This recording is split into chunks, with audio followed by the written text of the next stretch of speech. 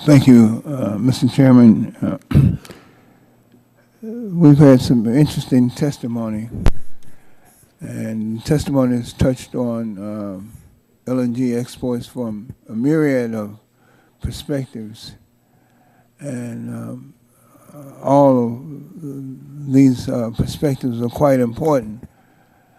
But I'd like to hear a little bit more about how exporting LNG impacts the U.S. consumer.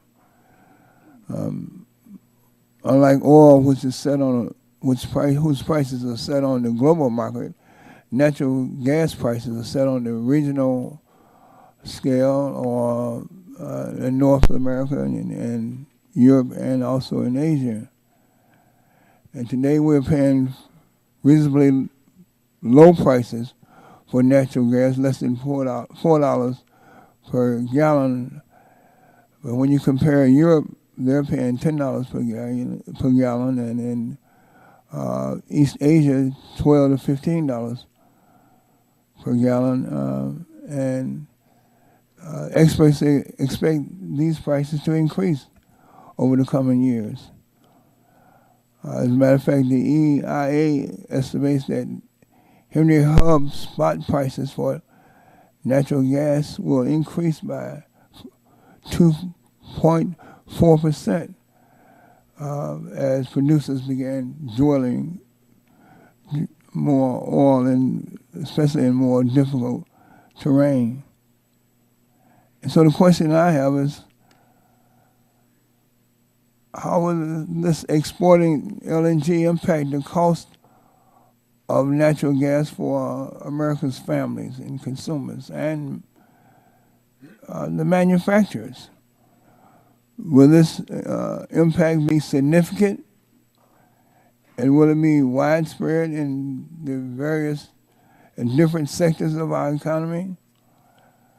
Will there be an overall gain or loss in manufacturing jobs and other types of employment if we started exporting LNG? And so the impact on the American consumer is where I center my question, and anyone on the panel, maybe Senator Johnston, if you would be so kind to start it out.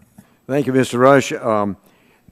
That is a very key question, and it was the subject of the Cambridge Energy Research Associates study. What was going to be the effect on consumers? And they examined the question from many different aspects and determined that it would not have an adverse effect on American consumers. The reason is that demand begets supply. The more demand you have, the more supply you have. Now, in my home state of Louisiana now, we've got what we call the Haynesville Shale, some of the most prolific of the dry shale plays in America. But it's, for the most part, not being developed now because the price is a little bit too low. Now, you don't need a huge price to develop Haynesville or some of the Texas shales, but you need more than you've got right now. So what Cambridge said and what other studies have shown is that demand will produce more supply and that the price effects will not be bad, that they will be good for the country.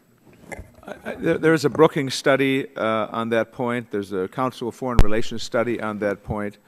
And, you know, it's interesting, as we're talking here, one of the most significant oil plays on the face of the planet is in the Bakken in North Dakota. There's a substantial amount of natural gas. Most of it is being flared.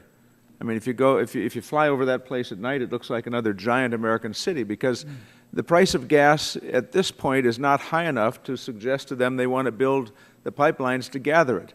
The price of sweet light crude is where they're going to make profit up there, not collecting low-price natural gas. So we're burning a lot of natural gas at this point.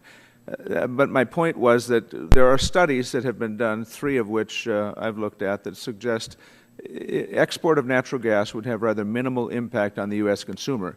Now, on the positive side, of course, it will reduce our trade deficit. There are a series of positive things that will come as a result of it. Ms. Jaffe? So my organizations have studied that issue as well.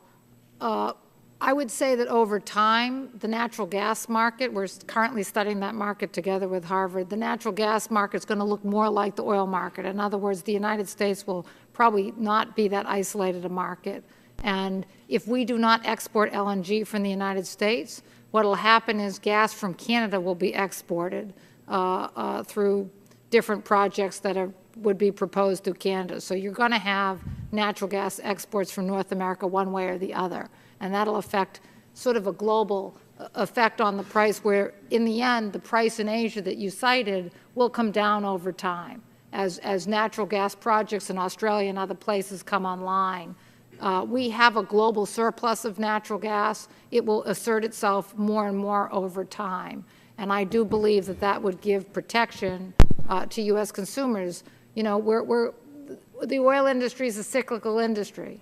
And as many members of the panel have mentioned, sometimes when the price gets too low, companies stop drilling because they don't have profitability in a particular field.